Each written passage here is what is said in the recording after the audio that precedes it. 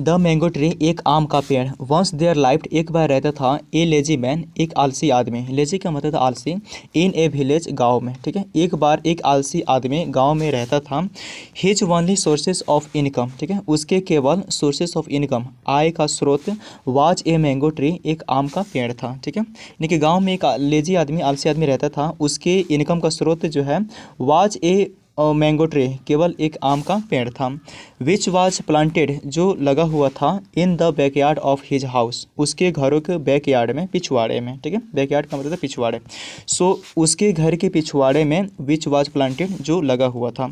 One day एक दिन one of his relatives, ठीक है, उसके संबंधियों में से एक या फिर उसके एक संबंधी, ठीक है, एक दिन उसके एक संबंधी केम टू हिज हाउस उसके घर आए। एट ब्रेकफास्ट नाश्ते में, लंच का मतलब दोपहर के नाश्ते, एंड डिनर और रात्रि के भोजन, ठीक है। यानी कि नाश्ते में, लंच के भोजन और दोपहर रात्रि के खाने में ओनली मैंगोज केवल आमें वेयर सर्व्ड परोसे गए, ठीक है। यानी कि रिश्तेदार के लिए केवल जो है ओनली मैंगोज वेयर सर्व्ड केवल आम ही परोसे गए टू द रिलेटिव्स रिश्तेदार के लिए।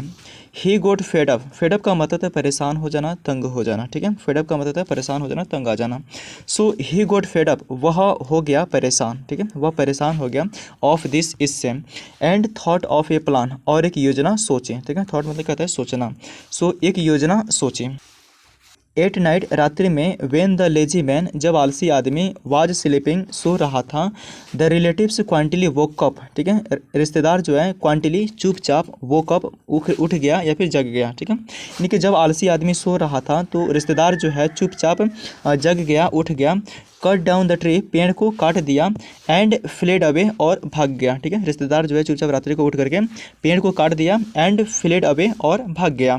नेक्स्ट डे अगले दिन वेन द मैन जब आदमी सॉ डैट देखा कि, ठीक है, अगले दिन जब आदमी ने देखा कि the tree was cut down पेड़ कट गए हैं। ही क्राइड उसने रोया। अलॉट का मतलब है बहुत ज़्यादा, अत्यधिक, ठीक है। यानी कि पेड़ जो है कट गया है। ही क्राइड अलॉट उसने बहुत रोया, ठीक है। आफ्टर फ्यू ईयर्स थोड़ी सालों के बाद द सेम रिलेटिव्स वही रिश्तेदार अगेन कैम फिर से आया टू हिज हाउस उसके घरों में, ठीक है। यानी कि थोड़ी सालों के बाद वही रिश्तेदार जो है उसके घर अगेन कैम फिर से आया। बाय नाउ अब तक द मैन हैड वर्कड आदमी काम कर चुका था। एंड प्रोस्पर्ड और समृद्ध हो चुका था, ठीक है।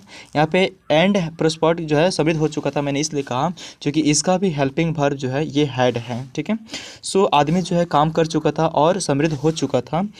हिज कंडीशंस उसकी हालात उसकी स्थिति हैड इम्प्रूव्ड सुधार हो चुके थे, ठीक है। उसकी हालात उसकी स्थिति जो है सुधार हो गया था।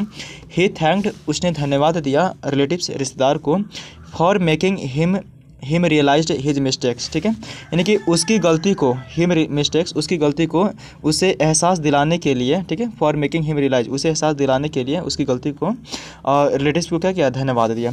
चूँकि इस स्टोरी में क्या है कि एक आलसी इंसान जो है वो अपने एक ही इनकम के स्रोत आम के पेड़ पे डिपेंड रह रहा है, जो कि गलत है। इंसान को एक इनकम के स्रोत पे डिपेंड नहीं रहना चाहिए, ठीक है। उसे और भी कुछ चीज़ें करनी चाहिए, अपने आलस को त्यागनी चाहिए, ठीक है। सो इसी गलती का एहसास दिलाने के लिए उसका रिलेटिव जो है, रिश्तेदार है, वो पेड़ को आम के पेड़ को काट दे रहा है। इसी के साथ ही शॉर्ट इंग्लिश स्टोरी का इंग्लिश टू हिंदी ट्रांसलेशन समाप्त होती है। मैं ऐसा करता हूँ कि आपको बहुत ज़्यादा पसंद आए होंगे। आपको स्टोरी कैसे लगी कमेंट बॉक्स में कमेंट करके जरूर बताइएगा। और डेली इस प्रकार के स्टोरी के अध्ययन से, प्रैक्टिस से आप अंग्रेजी बोलना सीख सकते हैं, अपने इंग्लिश लैंग्वेज में, कम्युनिकेशन स्किल्स में इंप्रूव ला सकते हैं। ओके, मिलते हैं इसके शानदार स्टोरी के साथ। तब तक रखिए अपना ख्याल। बहुत सारा प्यार, धन्यवाद, थैंक यू सो मच।